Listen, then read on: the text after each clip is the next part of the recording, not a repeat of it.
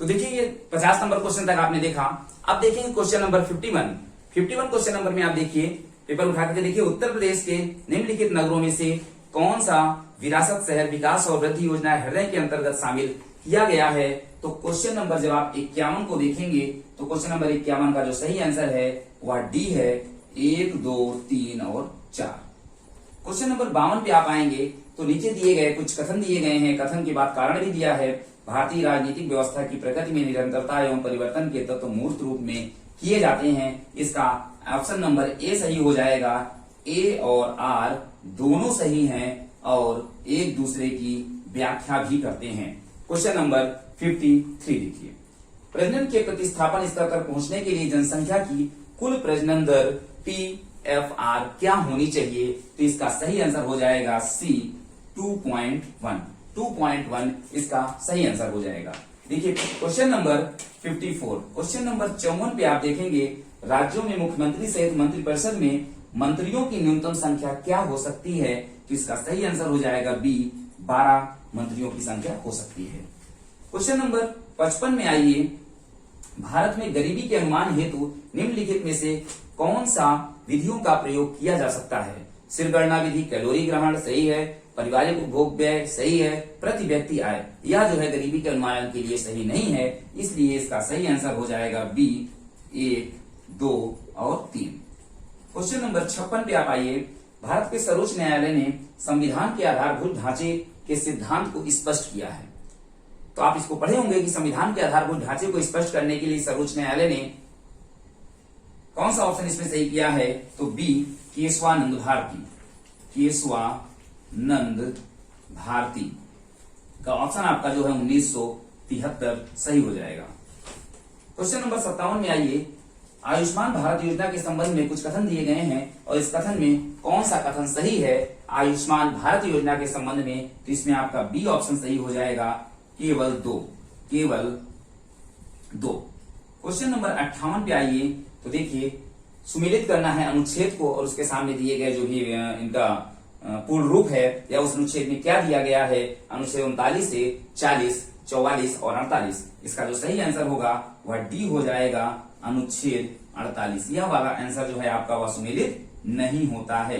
Question number 59, कोशिकीय पर्यटन का मुख्य उद्देश्य क्या है, सस्टेनेबल पर्यटन का मुख्य उद्देश्य क्या है। इसका भी आंसर जो है पूरी तरीके से क्लियर नहीं हो पा रहा है, इसलिए आपको थोड़ा वेट करना पड़ेगा। इसे भी हम डाउट की कैटेगरी में रखते हैं और जैसे ही हमें इसका सही आंसर मिलेगा आपको तुरंत हम बता देंगे।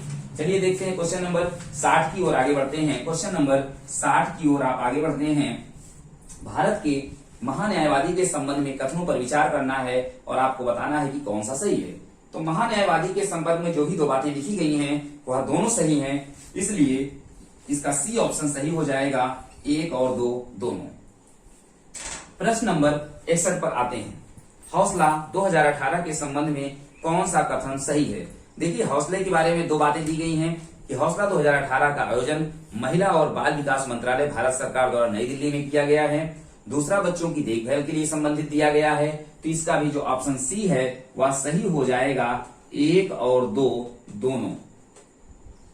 क्वेश्चन नंबर 62, यहां पास भी देखिए कथन और कारक दिए गए हैं। भारतीय संघात्मक व्यवस्था को अर्ध संघात्मक कहा गया है। इसके अंतर्गत भी अगर आप देखेंगे तो इसका जो ऑप्शन बी है वह सही है कि ए और आर दोनों सही हैं। ध्यान दीजिएगा, ए और आर दोनों सही हैं, लेकिन आर ए की सही व्याख्या नहीं करता है। क्वेश्चन नंबर 63 पे आ जाइए, 63 पे आ जाइए। भारत $5 ट्रिलियन अर्थव्यवस्था का लक्ष्य कब तक प्राप्त कर लेने का लक्ष्य रखा गया है। तो इसका आंसर बी सही हो जाएगा, 2024 तक। क्वेश्चन नंबर 64 पे आइए, निम्नलिखित में से किस पर गतिरोध दूर करने हेतु लोकसभा और राज्यसभा की संयुक्त बैठक हो सकती है। इसका जो सही आंसर होगा वह ए हो जाएगा, सामान्य विधेयक। सामान्य विधेयक। क्वेश्चन नंबर आगे की ओर बढ़ेंगे तो आप देखेंगे क्वेश्चन नंबर 65 मानव गरीबी सूचकांक HPI के बारे में दिया गया है कि अवधारणा संबंधित है। तो इसका जो सही आंसर होगा वह हो जाएगा सी, 2010।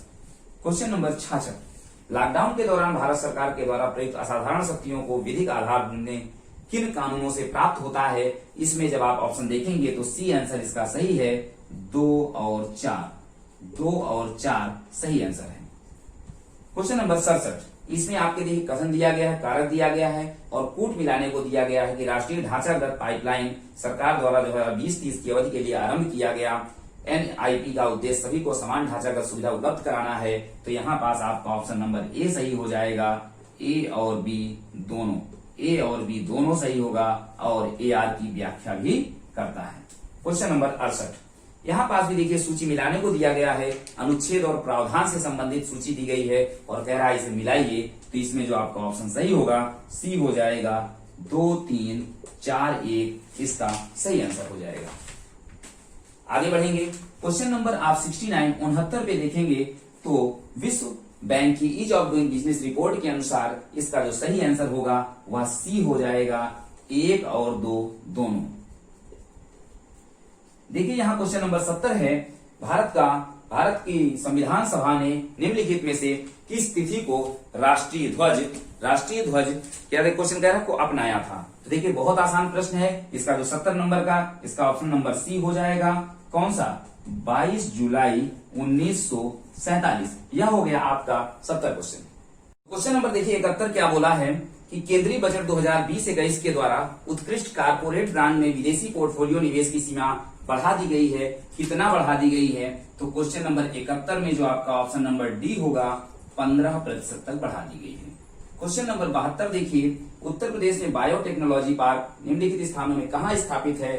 सबसे आसान प्रश्न आया हुआ था, किसी का गलत नहीं होगा, लखनऊ। क्वेश्चन नंबर 73, सूची 1 को सूची 2 से मिलाना है। योजना है और प्रारंभ वर्ष दिया गया है कि कौन सी योजना किस वर्ष में प्रारंभ की गई है। तो इसका जो सही आंसर होगा ऑप्शन नंबर ए 2, 3, 1 और 4। क्वेश्चन नंबर 74 पे आइए, विकास अन्वीक्षीकरण मूल्यांकन कार्यालय जो दीर्घकालीन नीति का अन्वीक्षण करता है किस कार्यालय के अंतर्गत आता है? इसका सही आंसर होगा डी, नीति आयोग के अंतर्गत आता है। देखिए सभी प्रश्नों के एकदम सही आंसर दिए जा रहे हैं, इसलिए आप लोग इस वीडियो को ज्यादा से ज्यादा तक शेयर करिए और इसके साथ साथ चैनल को सब्सक्राइब करके चैनल के साथ जुड़ जाइए। ठीक है, देखिए क्वेश्चन नंबर हम लोग आगे बढ़ेंगे 75 की ओर। निम्नलिखित में से कौन सा एक प्राकृतिक रूप में वायुमंडल में पाई जाने वाली ग्रीन हाउस गैस नहीं है? इसका सही आंसर होगा ए, नाइट्रोजन ऑक्साइड इसका सही आंसर होगा। देखिए क्वेश्चन नंबर 76 पे आइए, कौन सा खुदरा व्यापारियों, दुकानदारों एवं स्वरोजगार वाले व्यक्तियों के लिए राष्ट्रीय पेंशन योजना के बारे में सही नहीं है? इसका आंसर नंबर ए सही हो जाएगा। 18 से 40 वर्ष आयु के लोग इसके पात्र हैं। दरअसल ये गलत है, इसका सही आंसर होगा 18 से 40 नहीं, 18 से 60 वर्ष के लोग इसके पात्र हैं। क्वेश्चन नंबर आइए 77 में। देखिए निधि कार्यक्रम के संबंध में कौन से कथन सही हैं? तो इसमें जो सही आंसर होगा वह सी हो जाएगा। 1 और 2 दोनों सही हैं। 1 और 2 दोनों सही हैं। क्वेश्चन नंबर 78 पे आइए, सामान्यतः पर्यावरण को निम्न प्रकार से वर्गीकृत किया जा सकता है, कौन सा इस वर्गीकरण का अंश नहीं है? पर्यावरण के वर्गीकरण का अंश कौन सा नहीं है? तो इसका जो आंसर ए होगा वह सही हो जाएगा, परिचालन पर्यावरण। कौन सा? परिचालन पर्यावरण इसका सही आंसर हो जाएगा। क्वेश्चन नंबर 79 पे देखिए, नीचे 2 कथन दिए गए हैं, कथन और कारण, और उसके बाद कूट दिया गया है। केंद्रीय बजट 2020-21 में कृषि की आय दोगुनी करने के उद्देश्य के साथ ग्रामीण विकास पर ध्यान केंद्रित किया जाएगा। इसका आप देखेंगे तो इसका जो ऑप्शन नंबर ए है वह सही है। ए और आर दोनों सही हैं और आर ए की व्याख्या भी करता है। चलिए क्वेश्चन नंबर आगे बढ़ेंगे 80 की ओर। क्वेश्चन नंबर 80 में देखिए क्या दिया हुआ है, पारिस्थितिकी संक्रमण अवधारणा का प्रयोग किया गया, किसके द्वारा किया गया है? देखिए इस क्वेश्चन को भी अभी हम लोग डाउट पे रखते हैं, इसको हम लोग अभी डाउट पे रखते हैं, सही आंसर इसका आने का इंतजार करते हैं। ट्रैवल एंड टूरिज्म प्रतियोगिता सूचकांक TTCI जारी किया जाता है। यह TTCI किसके द्वारा जारी की जाती है? इसका सही आंसर होगा सी, विश्व आर्थिक मंच द्वारा।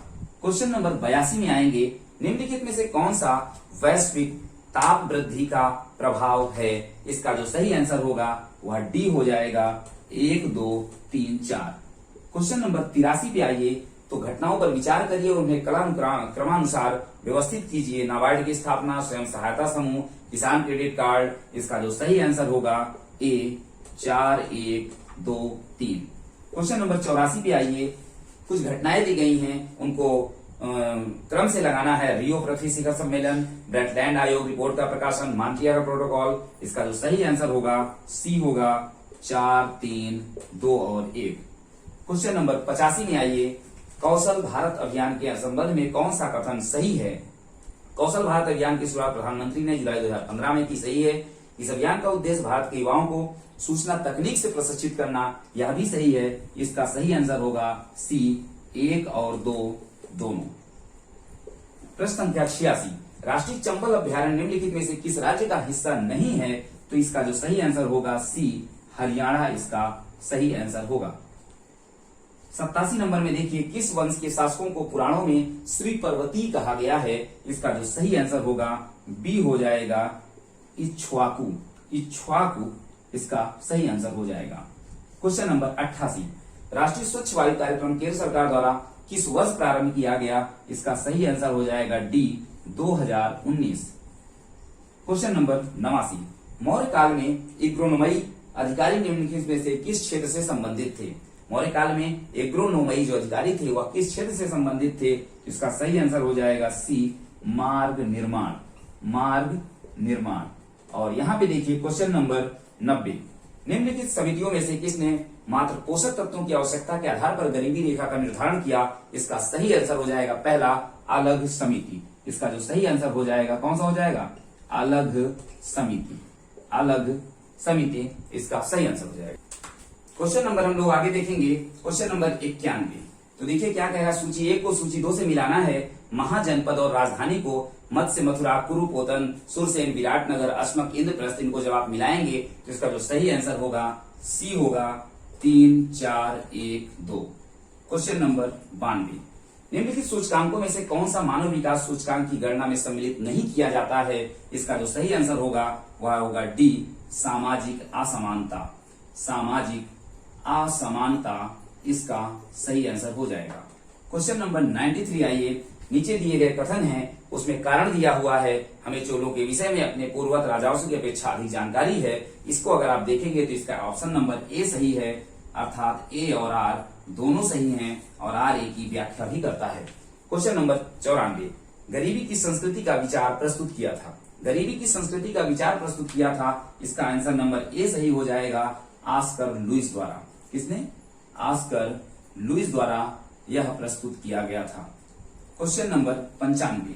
निम्नलिखित में से किस भारतीय पुरातत्ववेत्ता ने पहली बार भीमबेटका गुफा को देखा और अपने शैलचित्रों के प्रागैतिहासिक महत्व को खोजा? इसका जो सही आंसर होगा वीएस वाकनकर। देखिए सी नंबर हो जाएगा वीएस वाकनकर। इसका सही आंसर हो जाएगा।